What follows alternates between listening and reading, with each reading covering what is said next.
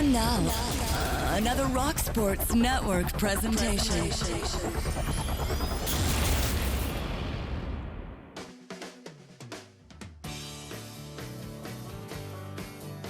Welcome into this week's edition of Homegrown. I'm Brendan McDaniels. We've had a great first season so far, and we are very lucky tonight to have Franklin High School graduate and college basketball referee Jeff Anderson join us. Jeff, thanks so much for joining us. We appreciate it. Thank you. Thank you for having me. I really appreciate it. Well, Jeff, let's start it off. You graduated from Franklin High School. You played basketball all throughout your life, and a couple twists and turns, and all of a sudden you find yourself at the Final Four. How does a young man born and raised in Rochester playing high school basketball end up on the national stage as a college basketball referee? I tell you something. Pretty much, I've always talked as a basketball player. I would never want to be a referee, ever. I gave him so much grief, and to find myself actually refereeing now, it's amazing. I laughed so many times because I was so hard on refs. And a friend of mine, Jerome Davis, saw me. I used to work at a rec center part-time, and I would referee youth basketball. And seeing me there, he just pulled me to the side. He said, "You know what? You should come referee. You could do this." And we were just locally talking high school basketball. And I told him, "No, I don't want to referee. I tell you what, you referee, I'll continue to just play some pickup ball." I said, "I'm not going to do this job." I said, "It's too tough, man." I said, "I'm not going to have nobody screaming at me either." But lo and behold, a year or two later, I finally went on over to the dark side, and I started refereeing. And quickly I found out I picked up things very quick, and just the feedback, wanting to hear people tell me I was doing pretty good and what I needed to do, critiquing me. I started liking it. And he said this to me. He said, "I guarantee you, if you start refereeing, you're not going to want to play basketball anymore." And lo and behold, I remember a year or two after starting the ref, I put down the ball and I said I wasn't going to play anymore. I said I was going to try to, referee some basketball. But I never dreamed at all that I would end up where I did end up. I mean, all I was doing was it was a pastime. I was refereeing, just waste, some time to just doing something with some time. And I don't know. I think about it and I look around sometimes and I just want to pinch myself because I really don't believe it at times. I really don't. Well, we're going to spend a lot of time tonight talking about why you pinch yourself so much in this situation. But you mentioned not playing basketball. When was the last time you played a true pickup basketball game? It's honestly been about 20 years. Wow. Yeah, it's been about 20 years, and I haven't missed it. But I'm connected to the game. I'm connected refereeing. And I think it's a better deal because you get to know people. You get to figure out how you have to deal with people. I say this all the time to people. I've learned to manage $1 million personalities. And I think when you know how to manage people, then it keeps you out of the soup a lot. And I think that's what I've been I've been very lucky. I've learned how to manage $1 million personalities. To talk to people is to talk them off a ledge and to get them to hear you, opposed to you always, as officials, what we do.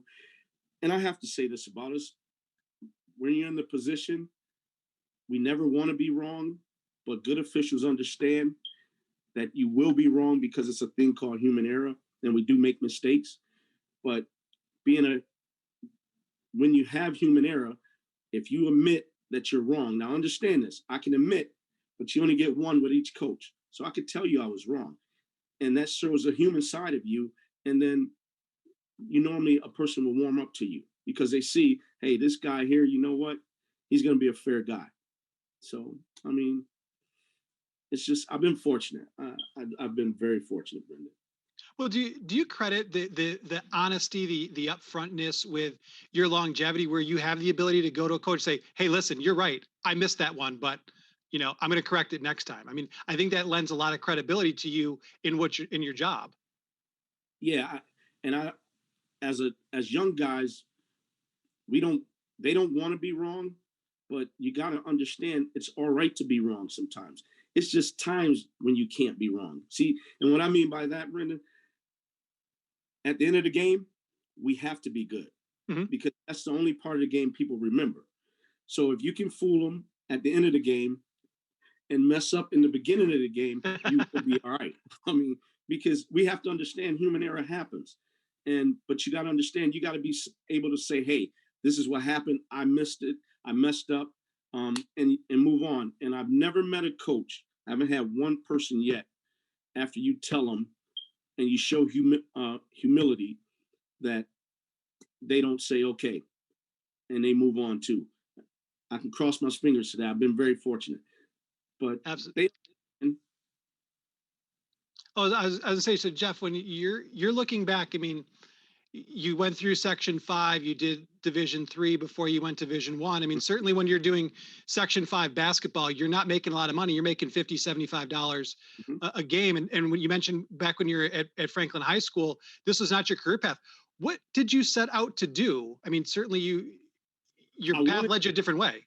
Yeah, interesting. I wanted to be a teacher. I had to drop out because of finances, so I became a teacher's aide, and I actually spent 21 years in the Rochester City School District doing that. And lo and behold, you never know what's going to happen to you. You never know what's going to change your life at some point in time. I was never looking to be a referee, but once I got in, they have things that you do. You can go to camp, just like they have basketball camps for players. They have basketball camps for officials because somebody has to ref the game. And I went to camp. I was seen by my mentor, Mike Kitts, who's from Syracuse, who's a Biggie, was a longtime Big East official. And he saw me, this raw kid, and he saw something that I didn't even see in myself. And I remember him coming to me and talking to me and just telling me, don't be nervous, just relax, just call what you see. And with that, he got me into some camps. I remember going to the Big East camp, seeing all these players that are now playing in the NBA. Right now, I refed them before they were even thought of. Like a LeBron James was a sophomore when I was refereeing him. And, I took the path. I still worked. And I have to say this, I had some good people in the district. I had a supervisor, a principal, who really understood what was going on and helped me out the best she could. And I just started going to camps. I put a lot of money into this here career I have now, paying my way to camp, sleeping in hotels, sometimes sleeping in cars, just getting out there refereeing, being critiqued by Division I officials. Got lucky.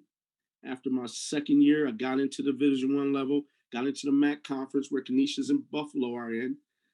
I'm sorry, Canisius and Niagara are in. Yep. And I just continued to work. That's all I did. I always said this to everybody.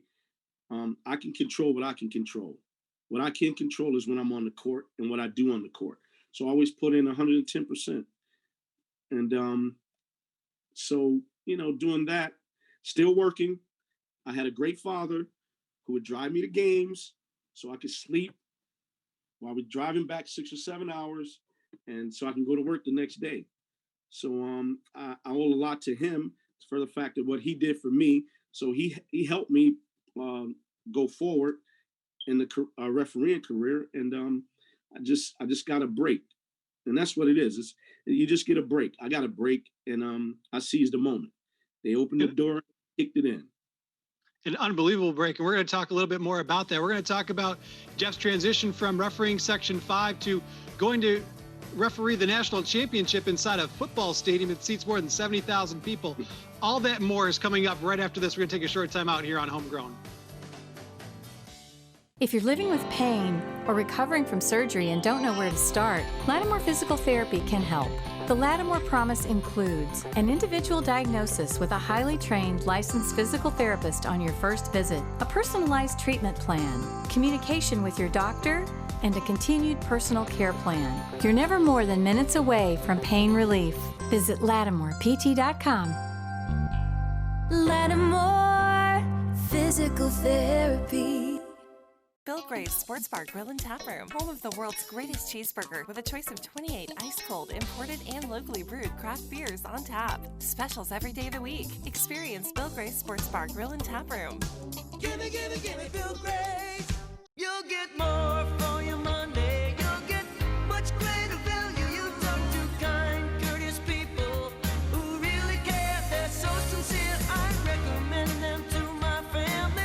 I recommend them to my friends. They've gone way above and beyond my great expectations. It's Bob Johnson Chevrolet. Bob Johnson Chevrolet. Bob Johnson Chevrolet. Back on Homegrown, I'm Brendan McDaniels. We're with college basketball referee Jeff Anderson, the hometown product. And Jeff was talking to us right before the break about how his dad was driving him to and from and going with him on road trips in the early days. And Jeff, that's just invaluable in so many different ways. You had that one-on-one time with your dad. Your first cousin was along for the ride sometimes. I mean, not just so you could get some sleep, but I mean, that's truly like a great bonding experience for a father and a son. You will make me get emotional now, but let me say this to you, really. I learned my dad. I found out a lot about my father, and I found out the man he was, and he had some great stories for me, and found out about a lot about my family, and those connections I'll never forget, ever. And you're right, it was the best time ever for me. And I used to pull up with him and my cousin, and so many guys were like, "Oh, man, you are so lucky that you're able to bring your father with you." So I knew it was special, and I missed that. Yeah, and you mentioned to us before we got on the air that your dad passed away a year ago. But I think another cool thing is your dad got to see you hit the big time, and that's fantastic. We're going to talk about that in a couple minutes. But do you remember your first Division I game? Oh yeah, I'll never forget it. I had an exhibition game at Canisius, and it was a Canadian team, and it was different. Thing about Division I basketball, as you go up the ladder, you see things clearer because the talent is a little better.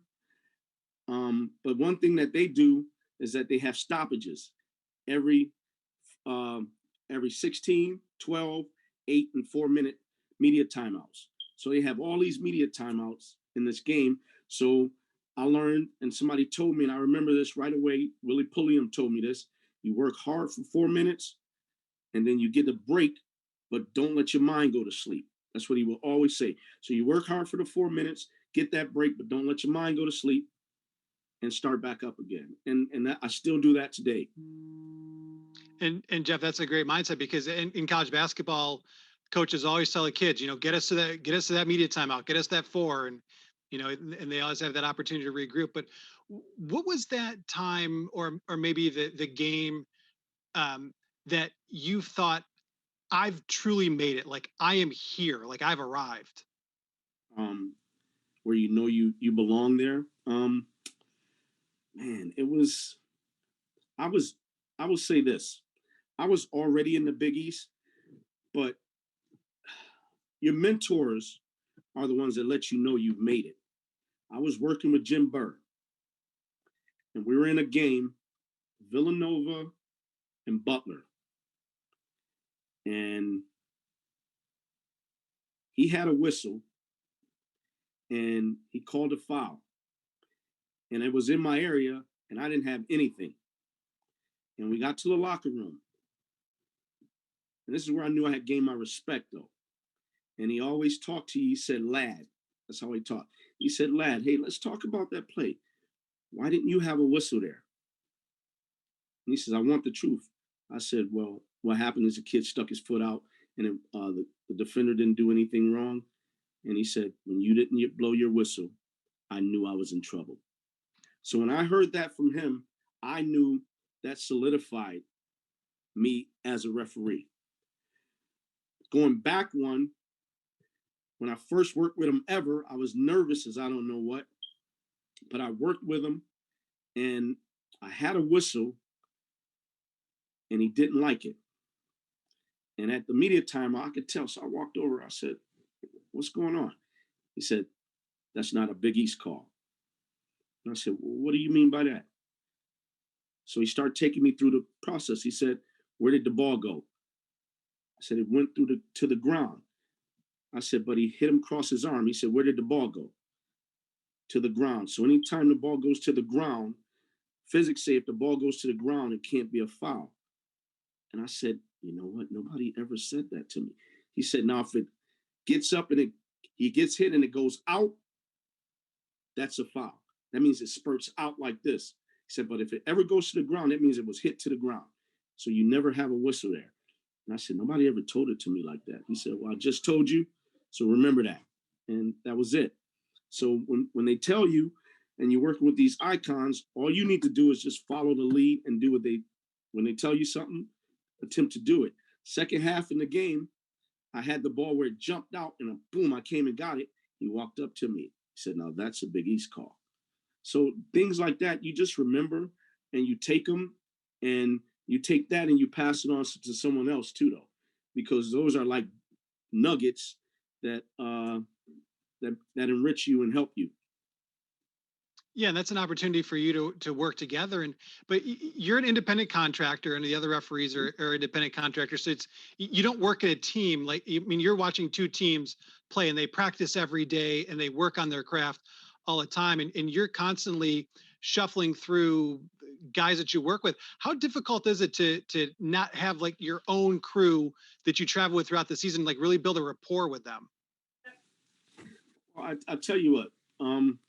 In the old times, they used to have a crew, but I think this is better because you get to work with a lot of different people, and they get to see what you're able to do. You get to see what they're able to do. You get to form relationships because at the end of the day, when you trust someone and you can have a relationship with them, then things tend to work out on the court. You tend to like carry each other, look out for each other. Art Highland said this best. And I used to ask him, how did he manage so many of these different personalities? He said he never knew anything about refereeing, but he knew something about coaching. So he knew if he had you family oriented and you wanted to hang out with each other, then you would protect one another when times came. So, when you're working with different crews, you get to see different people, then you get to meet different people. And the best thing that has ever happened with me with refereeing, I've formed relationships that I would never have formed ever in my life because I probably would have seen them pass and I would just say hello because that's what you do. But to have these relationships from refereeing, at the end of the day, Brendan, this is going to be over. But I will always have those, always. And you certainly will. And some of the other things that you'll have three Final Fours under your belt at least, if not more, before you're done. And not this past season because we didn't have a NCAA tournament. The last one, you officiated the national championship game in a football stadium with 70,000 people. How tough is it when you think about refereeing, say, a Section 5 game in a couple hundred seat gym to walking out on that floor where it probably took you 5 minutes to even get to the floor from the locker room out to that big stadium? That's insane. Well, I'll tell you something. I remember, I'll talk about the Final Four, but I remember the first time I worked in the NCAA tournament. I had North Carolina Radford. It was a 250 game, never forget. First time ever in 2010. No, I'm sorry, in 2008. And I was nervous, so I called a friend of mine back home here, Austin Sneed. And I was just like, man, I'm so nervous. But he walked me through and he said this to me. And just how you ease somebody. He said, "Jeffrey, you have been doing this since you started. You started at the War Memorial downtown. You went from there." He said, you have worked in Madison Square Garden. He said, Now you're in the final. I mean, you're in the NCAA tournament. It's just another stepping stone for you. So you'll just go and do just what you've done at every other level that you've been at. And that was something to hear. And then I said, you know what? He's right. At every level, I've done this. I wanted to work here. I remember I wanted to work in the War Memorial, the Rochester War Memorial. I worked in the big house. I remember I wanted to work in the Madison Square Garden. I worked there. Remember I wanted to get to the tournament. I've gotten there. In North Carolina, there was over 35,000 people. I've never been in a stadium with 35,000 people. But I remember this. Pat Driscoll walked over to me and he said, just stop for a minute and look around. Take it in and then just go do what you do. And it was just that easy for me, because at the end of the day, I say this to all officials. They do the same thing in every game. They're going to hold, push, scratch, foul, and every level. So nothing changes. You're still going to have to ref this game. And so that's the way I actually,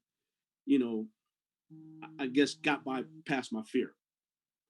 Now, and speaking of getting past that fear and really being able to focus on the game, is it almost easier to officiate a big game like that in a 70,000 seat football stadium where the fans are so far removed from you and you can really take out the noise, as opposed to say like the Kessler Athletic Center, Canisius, where everybody, or the Riley Center, where everybody's right on top of you and you can hear every fan and everything they say? Yes, it is. They are like 25 feet away from you. For one, you're on a stage. So you walk up on a stage, you are so far away from people. The only people that are close to you are the sports people, the sports reporters and all that. Everybody else is so far away. So whenever anything happens, everything sounds the same. So if one half of the stadium is booing, the other half is cheering. So they're just like, just basically canceling each other out. So yeah, it's so much easier. The backdrop is different. I think the players have a harder time than us because looking at a backdrop with nothing there and you shooting a basketball, but for us, I mean, we can't hear anything. I mean, so if you booing me, somebody's cheering. So it all sounds the same to me. So, and Jeff, over the last couple of years, you've had the opportunity to do 3 Final Fours, and we mentioned the national championship game a couple of years ago. What's it like when you get that call and they're telling you that you're one of the best in your profession and they want you to do the most important games of the entire year? Well, as an official, the first thing is this is what you work for. It's why you put all this sweat and tears and everything into it. But when you get the call, there's nothing like the call. I've had 3 of them, and every one of them has been unbelievable. But I remember that first one, and he said, "Hey, you better pull over." And I remember I got so nervous. And when I was told, it's like a sigh of relief because you've been close, but now you actually know you're about to go there now. You're going there. And to achieve it is to believe it. And once it happens and you get that taste, you want to go back again. And that's where it's been for me. I've gotten a taste, I've gotten a bug, and every year I strive to get back to the Final Four. And speaking of that, I mean, this year, how tough was it when COVID hit? I mean, it was right when the conference tournaments, you had your assignment, and the season was taken away essentially from the players, the coaches, but also for you, the referees. Yeah. First and foremost, I want to say this. We know what it was about, COVID-19. At the end of the day, it's about our health opposed to anything else. But, you have to feel something because, to be totally honest with you, my eyes were set to go back to a 4th one. I mean, as I said to you, once you get the taste, you get the bug, that's what you want. That's what you're working for. You're working for your end of your year. When you start your year, you're working for the end of the year because that's where all the glory comes in. And to not have had it, it was disappointing. It was very disappointing, and it's still disappointing. But you move on. when this season starts this year, my goal is to get back again, to get back. I got the bug. I just want to go back again. I want to taste it again. It tastes good every time. And Jeff, where were you? Because I think you said you're at the Big East. What was it like at that time? Like they might play, they might not play. There's a bunch of risks involved. We don't really know what's going on. I mean, take us through that time and where were you and what was going through your mind when, I mean, the decision's out of your hands. You're just kind of waiting for other people to tell you what's going on. Yeah, well, the night we got our assignments, so they were going to go on like everything was going to be fine. I was going to work the 2:00 game. So there was a 12 noon game before ours, and I got on over there. But as I was in the taxi, I started getting texts because they started canceling the Big 12. All the big conferences started canceling the tournaments, and we were the only tournament actually that had started. So when I got there, I knew we were in trouble then. And we were just waiting for them to tell us what was going to happen. And then we found out by halftime of that game, the noon game, everything was going to be done. So, to have to pack up and go home was tough. It was tough. But, I've been in New York City quite a few times. And I'll tell you this, it was a ghost town. It really was. So you knew something was wrong. And it just felt wrong. It felt weird. And so they did the best thing possible for everybody's safety, but it still hurt. Yeah, it was tough because I was planning on working some games too, and I got them taken away from me too, and it's tough. But Yeah, we got a lot more coming up on Homegrown. When we come back, our last segment of the show, we're gonna have a little fun. We're gonna talk to Jeff.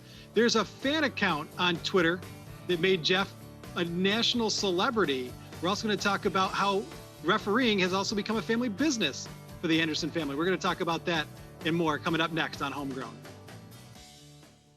How would you like it today? How do you like your Zweigels? You know Zweigels, you know taste, but hot off the grill's not the only place. See what you're missing right in your kitchen. Put a smile on your family's face. Chicken, sausage of every kind, great taste is what you'll find. How would you like it today? How do you like your Zweigels? Remember the days when cheeseburgers were $3.99 and you could get a pint for $2? You still can at Bill Gray's. $3.99 for the world's greatest cheeseburger and $2 for a Blue Light pint. Throwback Thursdays at Bill Gray's. Gimme, gimme, gimme Bill Gray's. If you're living with pain or recovering from surgery and don't know where to start, Lattimore Physical Therapy can help. The Lattimore Promise includes an individual diagnosis with a highly trained licensed physical therapist on your first visit, a personalized treatment plan, communication with your doctor, and a continued personal care plan. You're never more than minutes away from pain relief. Visit LattimorePT.com. Lattimore Physical Therapy. We're back on Homegrown. We're talking to college basketball referee and hometown product right for you from the Rochester area, Jeff Anderson. And Jeff, we're going to have a little bit of fun in this segment. And first thing we want to talk about, last year you won an award with the Rochester Press Club, and Patrick Mahomes was the keynote speaker. But for some reason, you were the only person not to get a picture with Patrick Mahomes. Can you tell us about that? Yeah.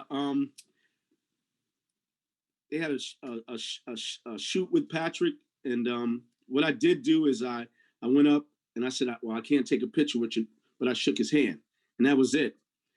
Well, when it got time for me to speak, when I got up in front of everyone, I held my cell phone up like this, and I said, everybody in here wanted a picture with Patrick Mahomes, but Jeffrey Anderson is the only one that didn't get one and doesn't want one with him. And I turned to Patrick and I said, there's nothing against you. I said, for those people that don't know, Patrick Mahomes went to Texas Tech, and Texas Tech is one of the four teams that's in the Final Four. And I said, in just my luck, I would get Texas Tech. And wouldn't you know, lo and behold, I got Texas Tech and Michigan State in the Final Four. So that is why I didn't want a picture, because it just wouldn't look right. People get things like that and they take them and run with them. Quick story. An official about 3 years ago was working some FIBA overseas. Actually, it was 7 years ago. He was working FIBA overseas, but he sees a LSU shirt, and he's from LSU and from Baton Rouge, Louisiana. And he took the shirt and held it up, and he was so surprised that he was all the way in another country, and he sees an LSU shirt, and lo and behold, it was on his Facebook page. This 7 years ago. When you know, he had LSU, Tennessee in a game, and there was a call at the end of the game, which was the right call, which was a foul on the Tennessee kid. Somebody from Tennessee found the picture, posted the picture, and then everything got ugly. So you just never, you want to keep yourself out of stuff that could just become harmful to you. That's all. Yeah, and you made light out of it, and you had some fun with it, but definitely. but you had the right thing. But when you got to the Final Four, somebody actually did recognize you at that game. Yeah, it's at a media timeout, and then I see somebody waving their hands, just waving their hands, and I look over, and actually it was him and his fiance, who is his fiance now. They both are waving their hands at me, and then I waved my hand back at him, and I put my thumb up, and then he put his thumb back up at me. So he realized he remembered who I was. So it just was funny. That was neat. Yeah, I mean, those are stories you just can't replicate. And we've talked a lot about you being in the Final Four a bunch of times and doing the national championship game, and certainly you're in these big stadiums, but you're in front of millions of people at home, and you know how fans are. Sometimes they see something and they jump on it. And Jeff, you have a unique way of running down the court, and that caught a lot of attention. And there's a Twitter account called High Knees Ref, and people know you for your high knee or your high gait, but that's not just something that you're not doing that for attention. I mean, that's something that you're doing actually medically to make yourself better. Yes. I was told about 7 years ago from my chiropractor to that I should change my run, and he told me something to do, and I remember when I initially tried it, I came back to Dr. Landon and I was like, hey man, this is weird. He said, yeah, it's going to be weird because it's not natural, but when you continue it, it'll become comfortable to you and it'll just be the way you run. And so he told me to stay erect and bring my knees as high as I possibly could.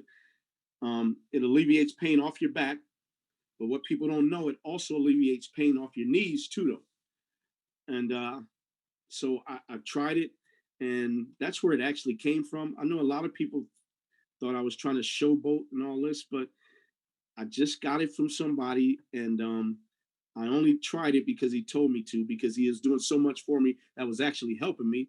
And it's probably one of the best things I've ever done, because longevity is what you're trying to have in this business. Absolutely. And I mean, it's one of those things where when you come to town, I mean, people know you for that, but I mean, it's kind of like Ed Hockley in football. I mean, he was known for having the big biceps, but I mean, at the end of the day, you look past and see who the person is. But is it strange to kind of have that notoriety amongst college basketball fans? Yeah, you hear people screaming out, look at how he runs. And, I've had some of the kids just run up and down the sideline, and you just laugh though, man. I mean, you have fun with it. But at the end of the day, I'm there to referee a game and to get some plays right. And that's all I'm trying to do. But yeah, it's different. It's kind of weird though, man. I've never expected anything like that. Well, and at least if all these kids are intimidating you, at least they're going to have good backs and good knees at the end of the day too. So yes, they will. So, but Jeff, let's transition. I mean, we talk about fans and knowing you. I mean, certainly they know your name and they know your face because they've seen you on national TV quite a bit. How do you handle the booing and the heckling? Because no matter what arena or stadium you're going to, half the fans are going to love your call and half the fans are going to hate your call, no matter what. The sign of a good official, though, is how you react to a call that you didn't even like. And what do I mean by that? So you have a call and you're probably going to get booed. And let's say it was a bad call. Let's say it's that time when I tell him I missed it, but it was a bad call. You're trying to just get yourself focused to get back into it, to make sure your next call is a real good call. And that's how you keep yourself going. But when I know I've hit it on right on point and they're booing and I know I got it right, I have this little thing. You know what? You don't like me? You didn't like that call? Oh, wait till the next one comes. You really not going to. So, cheers and jeers, either way, I can get going. I mean, you can hype me up. But yeah, you got to learn to you hear them, but you got to ignore them, because at the end of the day, I'm back to what I have to do. It's business for me. And I know that I am going to get booed, and it's all right. It's all right. It is all right. So obviously, sometimes, I mean, you're in a college basketball environment. You're with 18 to 22-year-old kids. At times, they can become creative. What's some of the funnier things that you've heard fans yell out to you or to your colleagues? Well, I don't even know what this is, but the best line, the line is, "Get off your knees, you're blowing it." We've all heard that one, but for the most part, man, I've had people grab their glasses and say, "Hey, just take these." I've had one guy sing Three Blind Mice, and I thought that was hilarious. But, at the end of the day, fans are fans. We don't try to interact with them too much, because you never know, it can go sideways. But I've had lines with fans. They said, I don't know how you couldn't see that call. And my best line I will always say when you ask me that, I said, "Well, you really don't know, but I'm legally blind in my right eye. So if anything happens on my right side, I just can't see. So you got to tell them to come on the left side so I can get it right." But people will always laugh when I say something like that. Yeah, I mean, it's an opportunity to have fun with them. And when you talk about coaches, I mean, you've got a picture of Coach K with you in the background, and you've worked with uh, all the big name coaches throughout the last 15, 20 years. Who are the coaches that you've really been able to have a good rapport with, a good respect for, because they respect you for the job that you do, even when you're making calls that they don't like? Well, the first thing here is, as an official, it's how we come off as people to them. At the end of the day, just like they want respect, we just want respect. What I've learned about coaches is, give your ear and listen. I tell young guys, don't go over, start talking and telling them what you have. Ask a question to the coach. What did you see? Gets a conversation going, and it normally gets a good conversation going. As respect, these guys just want to see you working hard and understanding that they could talk to you. So I've always opened up the door, the line of communication, and it's been very helpful to me. I've been very fortunate with all these guys. I can knock on wood. There's probably some that you like to work more than others, but man, I've been very successful with all of them. But that's because I've opened the line of communication up. I let them know that I'm just human, man. I make mistakes, but for the most part, I'm gonna tell you right now, I'm gonna get these calls right, and we have our times. But to not go over trying to tell them what you have and what you know, because it's not the time. When you need to tell a rule, you just tell a rule. But other than that, hear these guys. The favorite line I always say to everybody: you must be able to hear, listen, and apply. And I never said speak. So if I ask a question, I'm going to get conversation. I get dialogue from them, and I need it from them, because when I get dialogue from them, it tells me how how I have to handle them, because I'm just listening to them. So I've been very fortunate that way with them. Well, Jeff, you've mentioned that you're fortunate numerous times on this show, and the important thing is really to take that moment and transition and talk about how fortunate other people have been because of you. I mean, in the off season, you spend a lot of time at the Boys and Girls Club. You give back a lot to this Rochester community. You still live here. You're still very much involved in the community. I mean, there's a lot of things that you do behind the scenes that people don't notice, because you want to give back to your hometown community. You froze.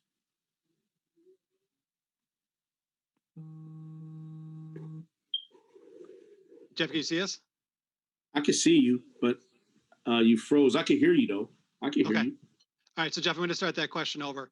So Yeah.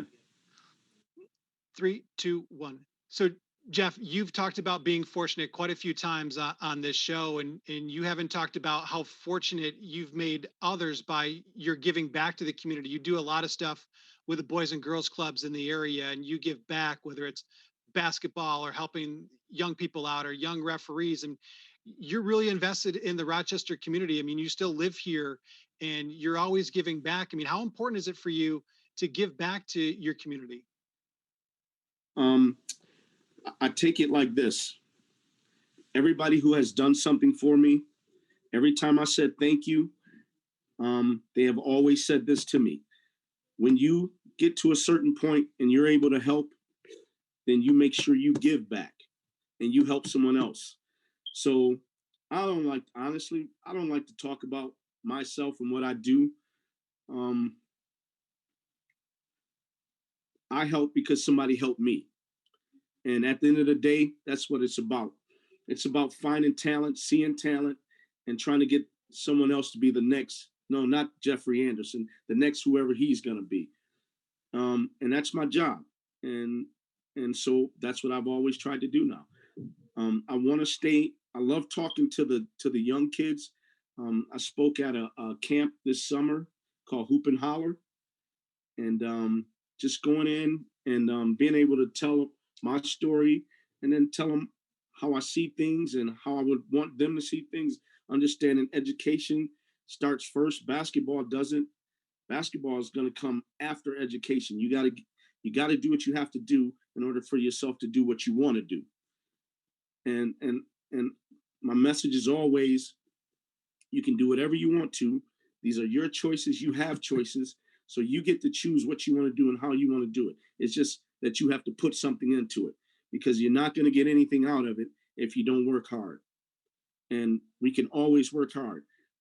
As I've said before, one thing I can do, I can control when I'm in the game. I can control what I can control. Can't control anybody else, but I can control what I can control. And at the end of the day, you stay on the grind and you just keep working hard. And the sky's the limit. And wherever you fall, be happy with wherever you fall. Because I'll say this to you, if this ended tomorrow, I have had an unbelievable run. I've met some of the best people in the world who are in my life now. And I'm very, very fortunate. Well, and the run is important to you, and it's certainly going to go on a lot longer for you. But the run has just started for your son Joshua. He just started as a Division I referee too. What's it like with your son basically following in your footsteps?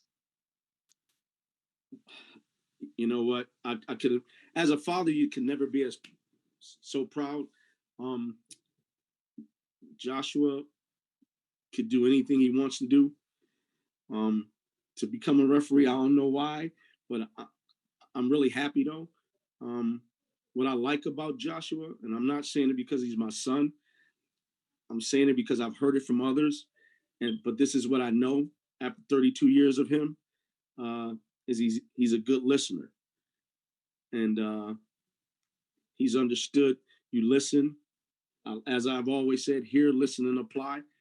He listens well, and he's learned to apply well, and he can have he can be fortunate here, and just understand that this can be taken away from us anytime.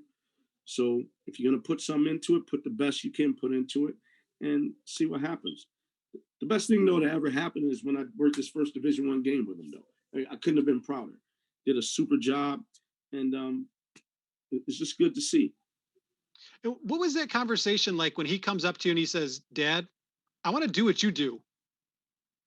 Well, it's interesting because I said, I told him he should referee just to try to make a couple of bucks on the side. That's what I was getting at. And he was like, nah, I don't want to.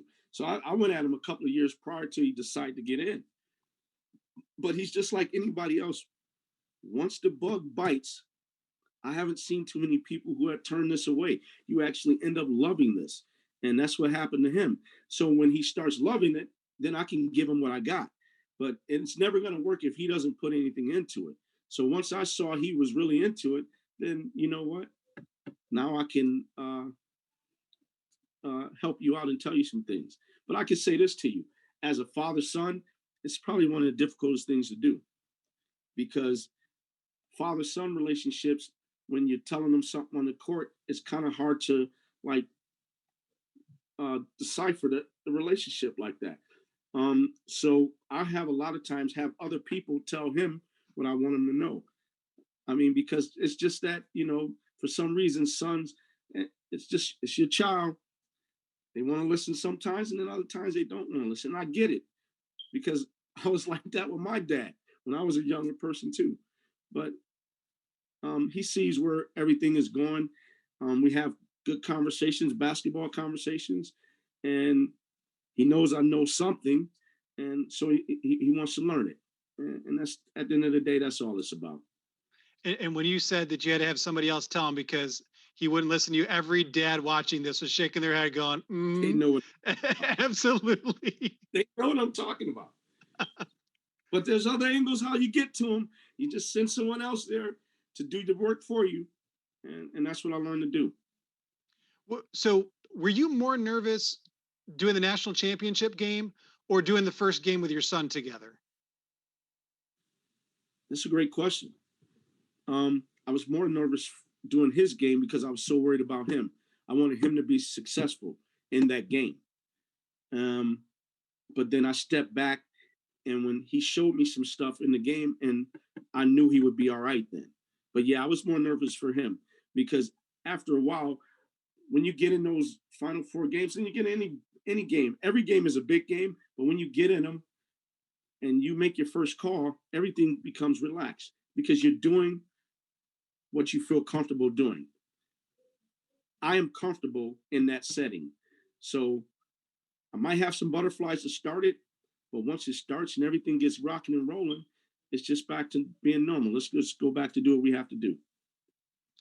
And Jeff, we've talked about the Final Four, the national championship game, the Big East. You've done ACC games. I mean, you run the gamut.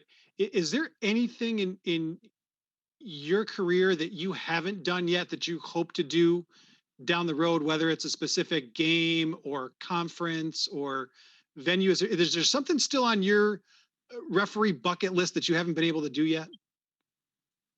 Oh, yeah, it's something. I want to go to Maui. I haven't been to Maui. That's like one of the classic places to go for refereeing. Some of the toughest games are there. Places that I have, I'm thinking about a place that I haven't been, but geez, I fulfilled that this year. I hadn't been to Kansas before, but I went to Kansas because that's a place you need to go. So I've been there.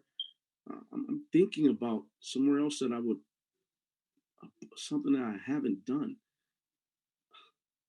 I know there is something. I can't think of anything right now. I've been in probably every major arena. So, I mean, there's nothing like that. I mean, it's not like being on the Garden Court.